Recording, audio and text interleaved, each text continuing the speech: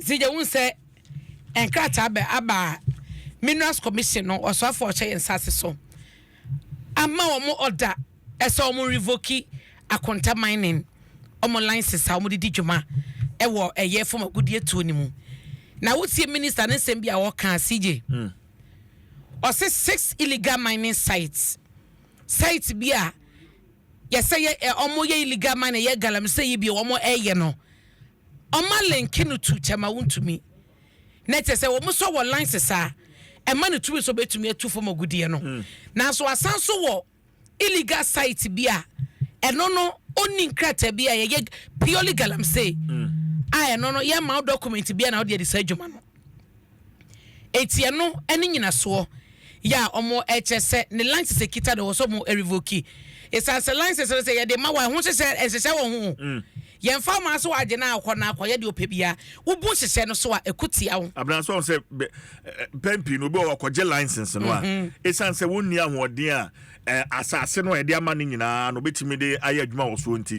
Na no ye adwuma wo ba bi ketwa bi. Na ono afri ni pem.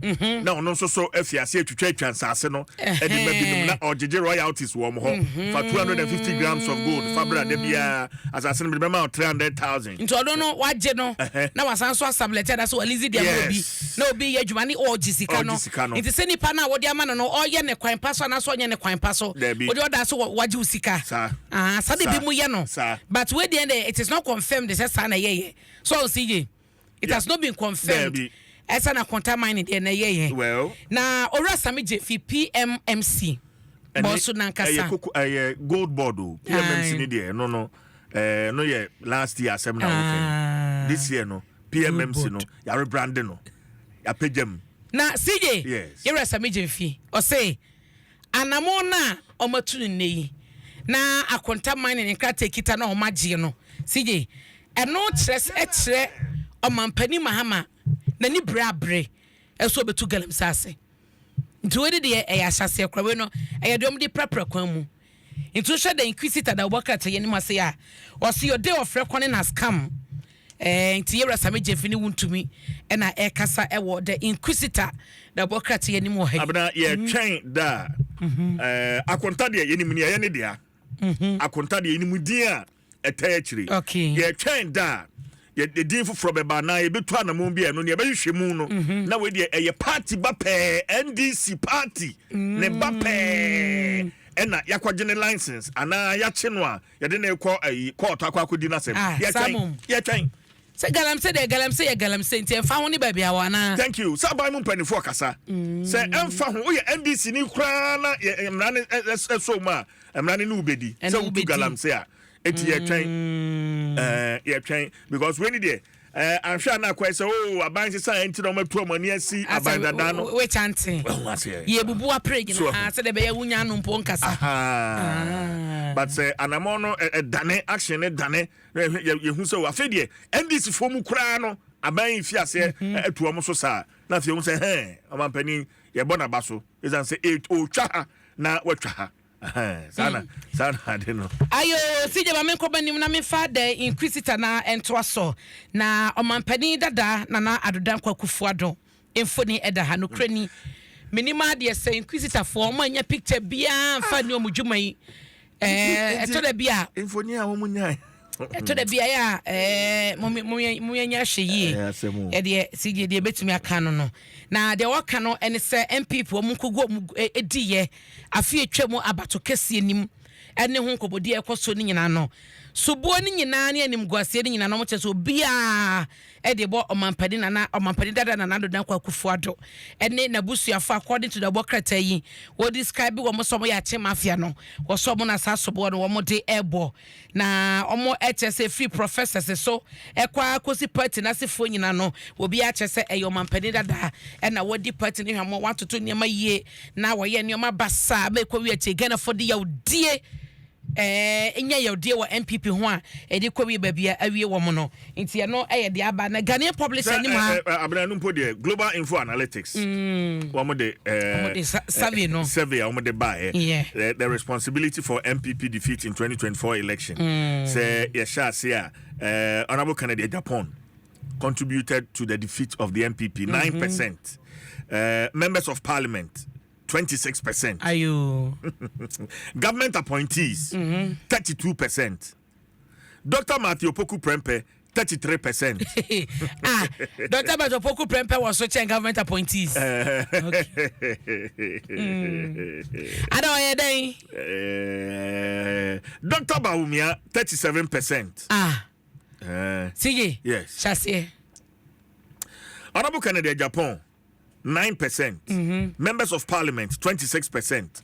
Government appointees 32%. Dr. Matthew Poku Prempe 33%. Dr. Baumia 37%. Ken Oforiata 40%. Anna Bosu. Nana. Oh no. Onyahe. 68%. Oh wow.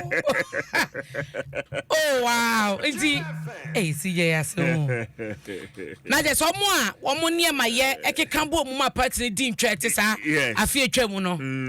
Government appointees ho no be 32. Se so bo ne ye chicha obi ne achiche emu 9%. So bo ne emfa mo Canada. Dr. Bomia do mo so Dr. Bomia ye den onya 33%. Dr. Baumia 37%. 37 o ye den. Ha. CJT anu ho asama na da bokata iso dia ba na hwe the Ghanaian publisher ni Mampani Mahama edaha na Chief Justice Gertrude Tokunu wono aso edaha CJ ye adwuma ni nyina no paidie eba ne sankomo we CJ wadi mu kobo pa but the Ghanaian publisher they say Ghana's day of shame.